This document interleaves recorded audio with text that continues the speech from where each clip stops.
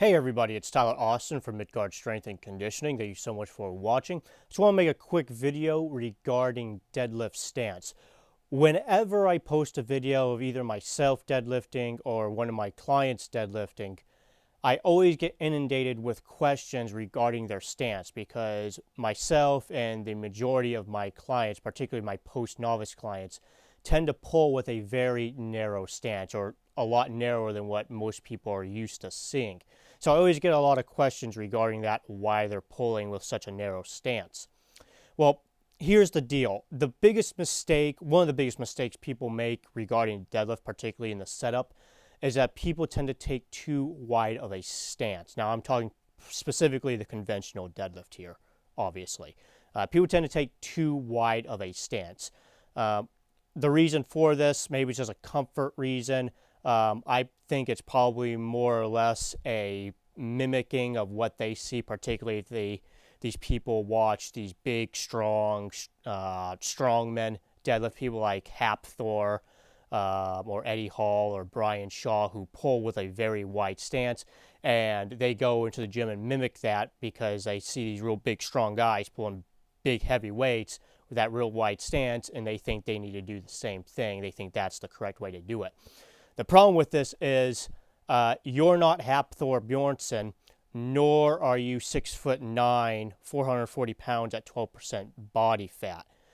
Those big, strong men pull with a very wide stance because they're huge. They are, they're gigantic. Their hips are wider than three of you probably standing side to side. So that's why they pull that really wide stance. When you're 6'9", 440 pounds, it's hard to get real narrow. So that's the reason why those guys pull with a fairly wide stance. Doesn't mean you should. And as a general rule, in the conventional deadlift, a narrower stance is preferred over a wider stance. Why? Well, the long and short of it is it makes the pull more efficient. The reason for this is because the wider your stance in the conventional deadlift, the wider your grip has to be, which artificially shortens your arms, right? Think of a snatch grip deadlift as an extreme. So not only does this artificially shorten your arms, which forces you to bend over more in order to grip the bar, while also making the harder to grip the bar in general, but it also lengthens the range of motion of the pull because, again, your arms are artificially shortened with the real wide grip. Also, with this really wide stance, it forces you to obviously not only take a wider grip, but makes your hips higher in the start position, makes you more bent over, of course, brings your hips further away from the bar. This is all due to primarily having that real wide stance and having to widen your grip accordingly.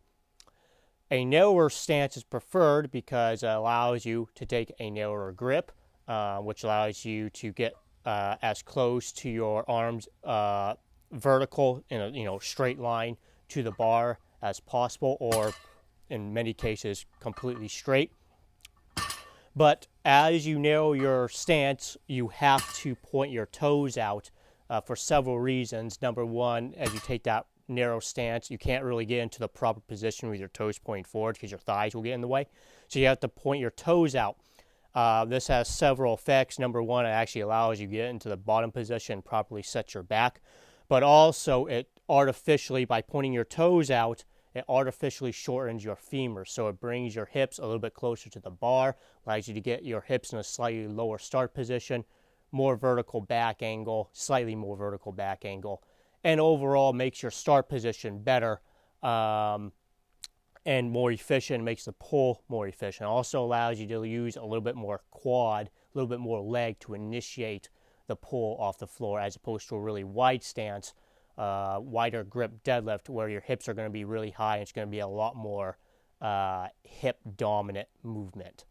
So in the beginning, when I'm teaching someone who's never deadlifted before, I typically will have them take a hip width stance, which is a fairly neutral stance in the deadlift. It's not super narrow, not really wide. However, it's narrow enough to maintain efficiency in the pull and allow for a fairly optimal grip width. However, it's wide. It's wide enough where most people, maybe even heavier set people, can comfortably get into the bottom position. However, with a lot of my clients, I generally like to work them, particularly once they get through like their novice phase. I like them to gradually narrow their stance until they get to about a fist width stance in between their heels, with their toes pointed out about 15 degrees roughly. And this is typically this is obviously a much narrower stance than a lot of people pull, but it's narrow enough stance where it makes the pull a little bit more efficient, makes their start position a little bit better. But most people can typically still get into this position, even though it's fairly narrow. Me personally, I pull with a very narrow stance. I actually pull with my heels touching and my toes pointed way out. I'm a smaller guy, shorter guy, 5'2", so I'm able to get into that position. And again, it just makes the start position, the pull, a little bit more efficient because I'm able to get into that real narrow stance and point my toes really far out. It just allows me to get into a better start position in particular. So that is why not only myself, but many of my clients pull with a very narrow stance. Just makes the conventional deadlift more efficient. I hope you found this video helpful and informative. Please like, subscribe, follow, depending on where you're watching this. If you are interested in coaching, be sure to check out my website, midgardstrength.com, and I'd be more than happy to help you. Again, I'm Tyler Austin. Thank you so much for watching.